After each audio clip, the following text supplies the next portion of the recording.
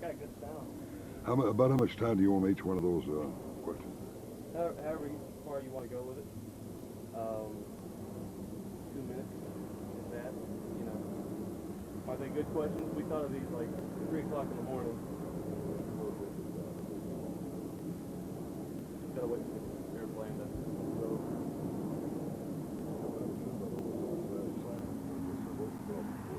When we went outside with Kevin, there was locusts, wind, you know, the kids banging on the table. It was everything.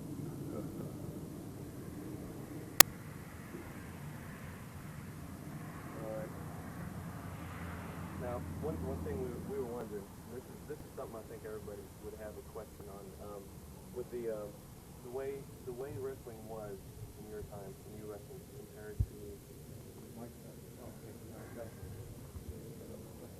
compared to how it is today, and the circus-based kind of atmosphere that wrestling is in right now. What's your take on that? I mean, how do you feel? How do you compare the two, if you can at all? I mean, how has it come to this point? Okay. Just tell me when you want to start. Right now. Well, you know, when we talk about today's style of wrestling, back to when I was in the ring, and even later when the boys were coming on, it's quite different today. No ifs, ands, or buts about it. It's a different world out there today. I don't watch style of wrestling anymore because I retired some years ago, and but what little I've seen, I've noticed that, for instance, on television, there's an awful lot of wrestling on television today. It seems like 70–80% of the time of the show is for interviews. Back in my day, when television finally started, 5–10 minutes of time in an hour show was maximum. The rest of it was all in that ring. It's all wrestling up there. Plus, in my day, there was no wrestling schools like I hear is all over the place out there today. What very few there was around the world, I don't recall being anywhere in this world where they would use a wrestling school product for wrestling. You had to be a heck of an athlete, you know, a great amateur wrestler, or possibly a good football player, anything where there's contact sports involved, or you couldn't even get a tryout in wrestling. And then when you did, you might spend 6 months or a year working out 5, 6, 7 days a week trying to become a good professional. Where today, with maybe it's not like that, and don't misunderstand, I know there's some good athletes out there. But it seems today that everybody that ever put on a pair of tights thinks they're a promoter. It wasn't like that before at all. We had a very respected business everywhere I was ever at. And that's not to say there's not some great promoters in the business today. Jim Barnett with Ted Turner in Atlanta, which is dubbed a world-class or world championship wrestling. And Vince McMahon Jr. For WWF in New York. He's a very bright young man. No, I say young, he's not all that young anymore, but Vince's daddy was one of my closest friends, and probably one of the most respected promoters in the world in his time. And Vince Jr.'s come along and revolutionized wrestling actually insofar as what he's doing. He's done some tremendous crowds everywhere. But it's today's style of wrestling compared to what it was in mine. It's like night and day, like football and track. I mean, it's just two entirely different things.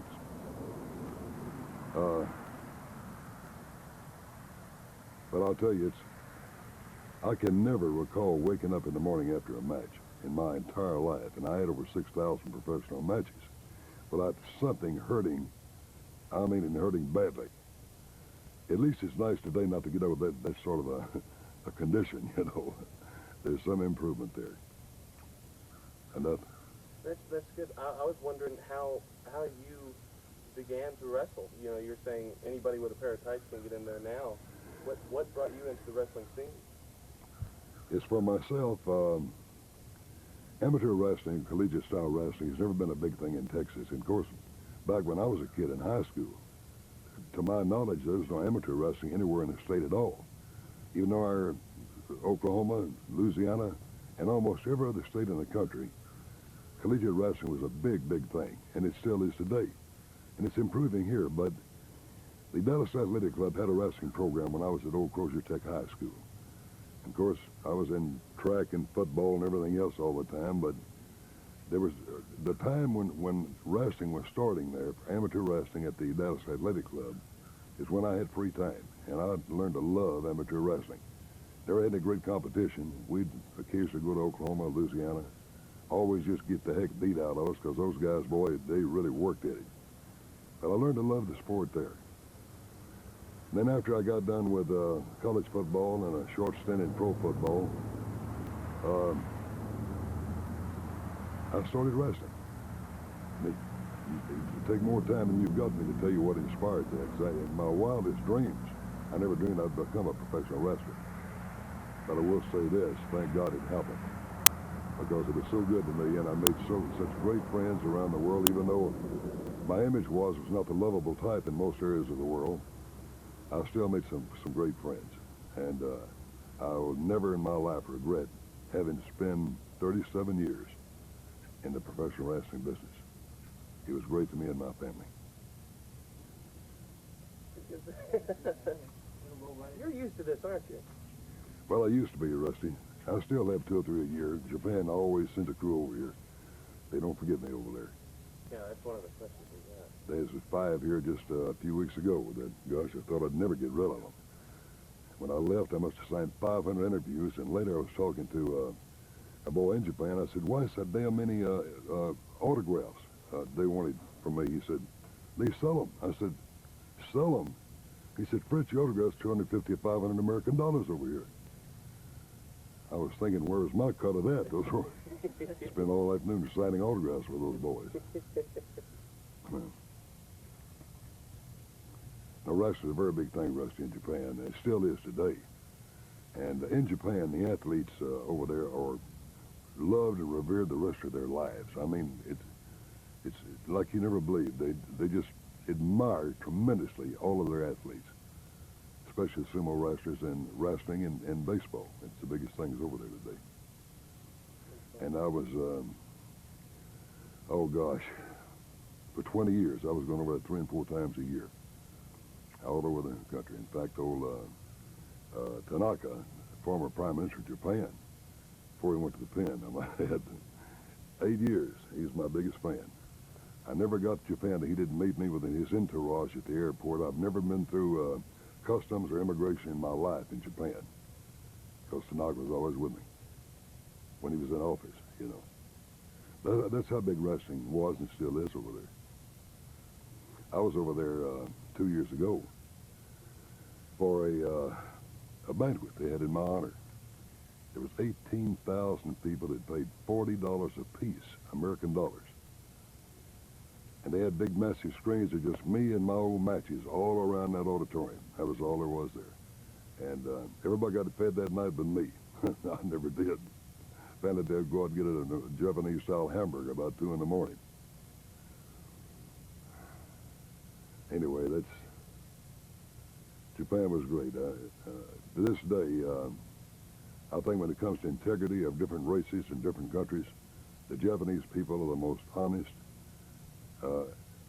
people I've ever met. I don't recall ever meeting one. You can shake his hand on a deal, and that's precisely the way it was. You sure can't do that anywhere else today. You know, you were born in Japan. I was born in Japan. Well, then they messed up on the internet. We got a lot of information on the internet. On the internet, they said it was believed that you were born in Germany, you moved to Japan and migrated to Dallas. Well, that's bullshit, son. I know. Well, set it straight. Set the record straight. You never know. You never tell what's going to be on the internet. It's real odd. Every search engine's got something about us on the damn thing. I ran across one the other day. An old boy named Ron Mullinex called me and told me to look for it, and I hadn't been able to find it since. But they had every damn match I ever had from the very start all over this world in there. Wins, losses, how long the match went. I just kept going from page to page and page on there. Then somebody came by, well, in fact, those Japanese boys came in. And I mentioned that. They wanted to see it. Hell, I couldn't even find it the second time. I'm not an expert on computers anyway. So, where were you born? Jewett, Texas, Okay. Leon County. Yeah, I moved here when I was 12 years old and went to old Crozier Tech in downtown Dallas. At the time, there's only 6 high schools in Dallas. And what is it now? 40 or 50? All over the place. But then from there, I went on scholarship to get well, I had a lot of offers back in my day. I could have gone about where I wanted to go in football, but I went to SMU. And you might say, Russ, I was too lazy to go to work. I've been a jock all my life. Doing something.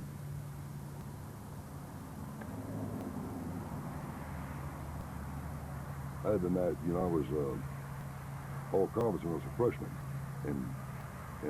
at SMU in football, and then I had the world junior record, and then I had the world freshman record in the discus while I was there. You've been an athlete all your life. I mean, from, you know, Oh, born yeah. raised, born fed, athlete. Always something. I started out, I think, running from the police when I first got to Dallas, where I could develop my speed with this big fat ass of mine. We talked a lot about, Kevin and I on camera, we talked a lot about his first visit to Japan. That was rather interesting. I'm sure he told you all about it. I noticed one of your questions there. You want to go on with the next question, or? Well, we could talk about, I mean, it doesn't matter the order of these questions. Okay. Well, see, all my boys went to Japan at least one time with me. My Doris over there 3 times. But I was just a really, really exceptionally large star over there in wrestling, of course, the Iron Claw. In fact, I developed the Iron Claw in Japan. And the boys, it's an opportunity for them to go because I always went first class to bring anybody I liked. They went first class and everything first class there. It was great. Spoils the heck out of you. But Kevin's the first one of my sons to go on the trip. And I don't think Kevin even had any idea what to expect when he got there. But we landed on that airplane, and the airport was literally full of people. And they were there to see me get off the airplane with Kevin. Kevin asked me, he said, Dad, who's on this airplane you're out there to see? Well, I wasn't certain it was me, but I thought it probably was. And we got off that darn plane, and they just mobbed both of us, the fans, and everybody's got a camera around their neck in Japan. So you never know who's with the newspapers and who's just a fan, you know. But they've all got that camera, and that's the same today.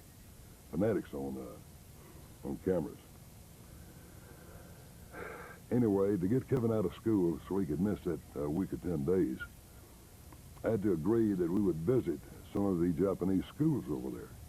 And so Kevin to come back and tell his class the difference between education in this country and that class and in Japan. Well, the first one that we went to, of course, there's reporters everywhere going with us, and the school knew we were coming, and they set us out on the school ground, and of course, there's nobody out there but just reporters and Kevin and I. And all of a sudden, a bell rung, and every door in that school came wide open, and it was like a covey of quail coming out of each door. I mean, kids in every direction. And Kevin, I think, was in the 4th, 5th, or 6th grade about that time. And it was like a cloud. And I thought, you know, this may be something. So I grabbed Kevin and picked him up and got to a tree. And got Kevin against a tree, and I wrapped my arms around it. And if I hadn't, they'd have taken us right down, all those kids. So we didn't have time to do anything but defend ourselves, you know, more or less there. But they just wanted to see us, wanted to see the guy with the Iron Claw. But anyway, after that, Kevin visited each class like we promised the school here we would do. And Kevin and I both were amazed that English is even back then, was taught in every school. And it's quite interesting. Kevin had quite a trip. In fact, one of the big matches over there with this boy Baba and I, who was the big star in Japan, a Japanese star. Comes time for the matches, and we've got our instructions, and all the pretty little girls over there at every match I was ever on comes and gives me a big bouquet of flowers before the match. And all that had happened, all the fanfare, and in fact, they used to play a song about me over there. Is written about me, and the first few years I went, there was a live band everywhere I went that played that song about Fritz Von Erich before the matches started. So this one match, we got our instructions, go back to the corner, waiting for the timekeeper to ring the bell. A minute later, the bell still doesn't ring.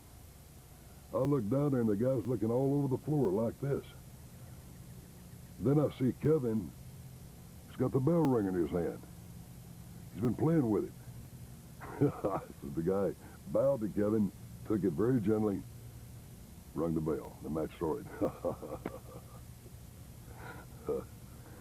That Kev, I'm telling you, you know, I know athletes, and I know how I've been associated with so many of them.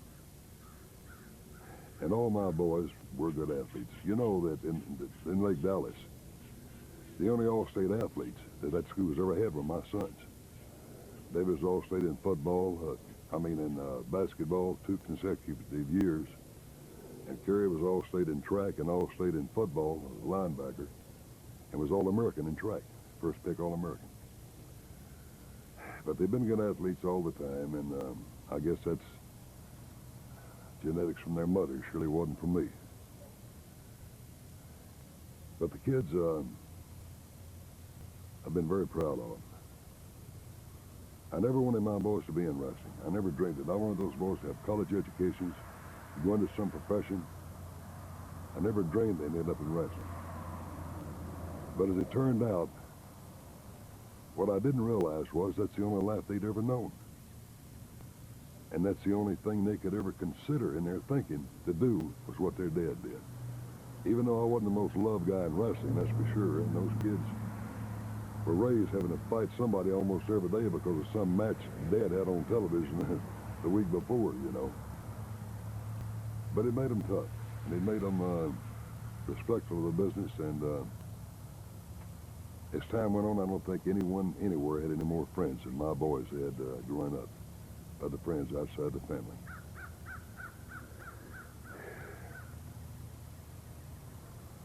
Kev, though, was an exceptional athlete, really the best all-around athlete I've ever seen in my life. Kevin could literally stand flat-footed beside any one of my pickups and flat-foot and land standing up on top of that, on the very top of that cap. It seems impossible, and why I never got a movie or a picture of that, I'll never know. But just the way he was. You know, Kevin could never stand not winning. He was the most horrible loser you ever saw in your life. It went on like that in wrestling. He just, I think that probably Kevin was the most respected professional wrestler in the world because to beat Kevin, you had to kill him. He would never give up and never just submit. And the other boys pretty much like that, but Kevin was different. Kevin was good in anything he ever did in the way of all the athletics. And he had to be the best. He just had to be. That's all there was to it.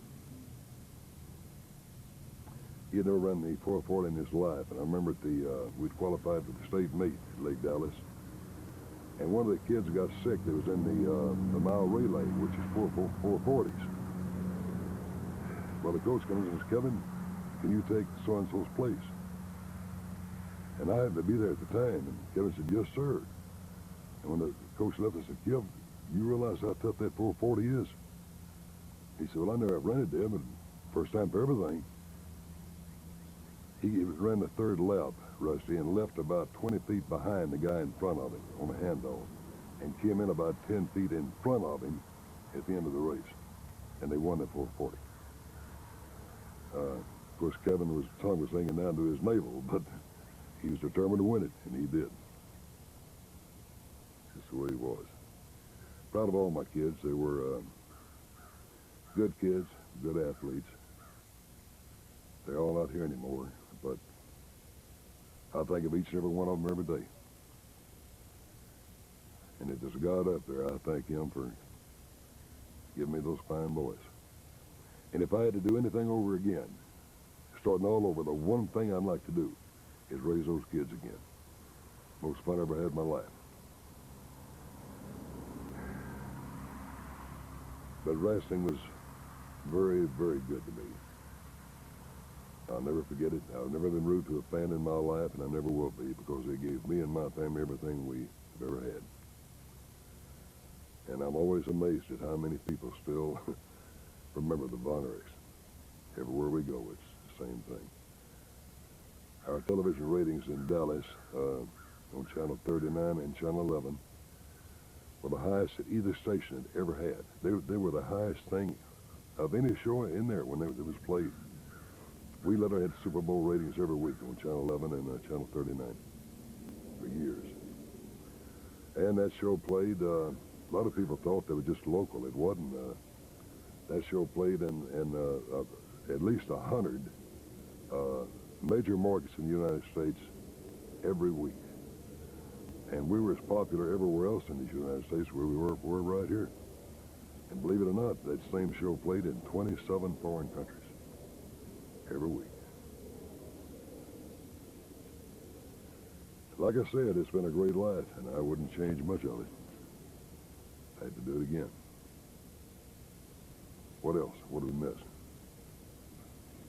Well, you talked a little bit about the that bad guy image that you had in the beginning, and how your kids would have to fight for their name and their honor at school constantly. Well, I've already explained that. Right, but so a lot of people took that Nazi sympathizer thing to heart.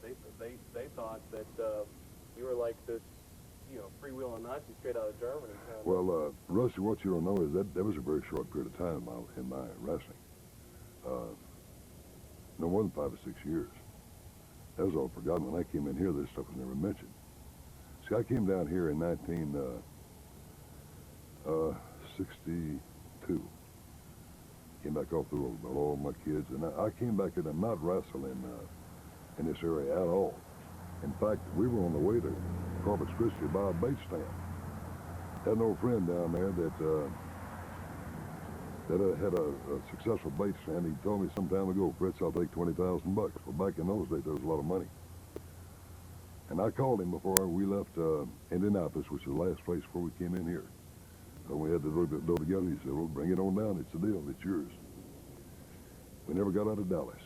We came through Dallas to see my folks, and things began to happen here. And what I planned to do was live in Corpus Christi and with that bait stand, and I was in demand all over the world. In fact, I was probably the biggest wrestling card in the world at the time when I came back.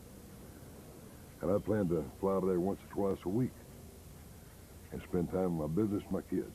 But to raise them away from that wrestling image, I just lost one of my children in Niagara Falls, New York. He was electrocuted.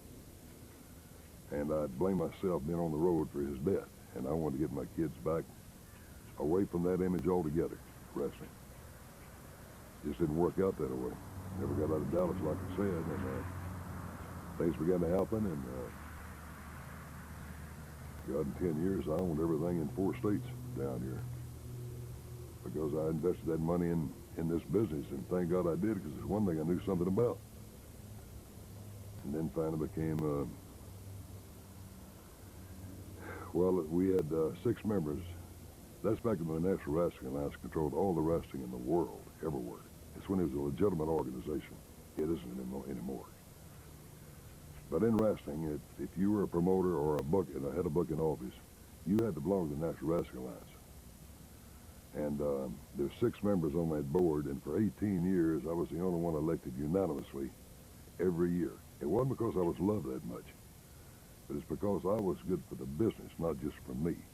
And they all knew it. Then I was elected president of the National Wrestling Alliance, which was the ultimate honor in our business. And I didn't want that either, but I was forced to take it. But anyway, just went on from there, and then wrestling was great. We did all the first things down here. got rid of the fat guys and all that and started bringing in the young, fine athletes, you know. That's when our race began to really jump. And they had to be athletes, so they weren't shown on television or in the arenas at all. So we had a lot of youngins in there like my kids, and the fans loved it. And wrestling was probably the best in Dallas or in Texas and Louisiana, Arkansas, and Oklahoma than anywhere else in the world. Just one sellout after another. We had all the biggest crowds originally. Biggest crowd in wrestling was the first one we had at the old Ranger Stadium, where the semi-pro boys used to play. Had 33,000 people, and it was unheard of out there then. And then when we had 65,000 at Texas Stadium, nobody could believe that. But we set record after record after record. Reunion Arena, we had 6 or 8 consecutive sellouts. And nothing they'll ever put in there will outdraw the people that we put in the building, because we used every square foot of space. The floor, I mean, right to the ring, you know, nothing else does that. The wrestling's so big that even today I look back and I can't believe how big it got. But Vince McMahon and Barnett and Turner, because of all that television saturation, they've drawn some tremendous houses. They've all beat our houses down here. But we were the first to do it. And they all copied what we did. We were the innovators, and they were the copies. And they went on from there. So when I lost Mike in '87, that was my third son to lose. Something died with Mike that year, and I went out of wrestling. Not that I blame wrestling for it, but I just wanted to lose.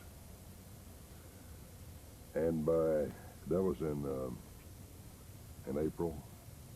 Mike died in '87. And by the end of '87, I was out. Sold everything I had. And that was the end of it for me. I had no interest in wrestling since, even though it was great. I, to this day, don't know what happened. I do feel that if I was still in wrestling, it'd be quite different today, because I would not have permitted what's happened to happen. But I'm loose. Did what I want to do. Bought a beautiful ranch down in East Texas, and had enough assets, not to worry about any funds or anything like that. Of course, that's before my wife decided to split and take a half of it with her. Had to sell the most beautiful ranch. You've seen pictures in there of it. Oh, it was paradise.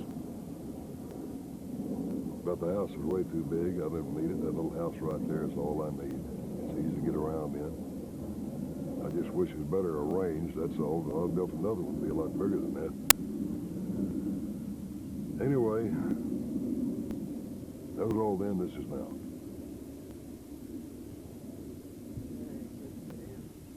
That is a good We can pretty well cover everything you got on that list, didn't we? There's one thing that I did want to bring up. Your last match. That was that May 6th, 1984. When you got the ring with your sons and you took on the Freebirds, and that was a big day. What Kerry won the Ric Flair. That's right. Tell us about that whole day. Well, that was one where there's 63,000 what was there for that. And they were all paid. There wasn't a free ticket out there. About that match. We had a memorial match for David. David had died in February of that year. And I believe that was May 4th and May 6th. I've forgotten exactly the date. I do remember, though, we planned to have it early so that it wouldn't be so hot out there. And I think it was 110 degrees out on the field that day. It was a warm one. And I agreed to go back in the ring one time because Kerry was going for the world title. That was the match that David, who'd been here, was going to be going for. So the Alliance decided to let Kevin or Kerry take his place. So Kerry won there. One way I've forgotten how it all came about. It could have been Kevin just as easily, but Kerry went for the championship. And Kevin would have won it too, I'm sure, if he'd taken it. because they were fighting for their brother's memory, you know. Anyway, they asked me to get in there with Kevin and Mike, and in a six-man against the Freebirds. And I had never wrestled with Mike, and I was kind of looking forward to it anyway, even though I was not in the condition I was a few years before that. But I went in, and it was the type match where come as you are, they called it, where you could bring anything you put in your pants, you could wear jeans or whatever. Well, I did. The three of us wore blue jeans, just old work shirts. But I had a big belt on, and I sure had planned to strap some keisters while I was out there with it. And fortunately, before it was over, I was able to strap all three of them. They needed that since they were kids. All three of them did. But it was great. My tongue was sure hanging out. But old Kevin and Mike sure took up the slack out there, and we were able to win that match. And I think the crowd was quite pleased. It's the last professional match I ever had. I can't think of one I'd rather had than one like that with Kevin and Mike.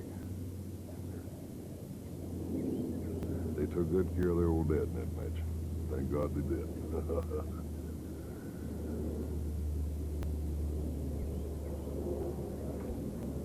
That's pretty good. I mean, that's, I'm amazed. Not amazed because I'm amazed that I did this. I'm looking at this like, this isn't like the girl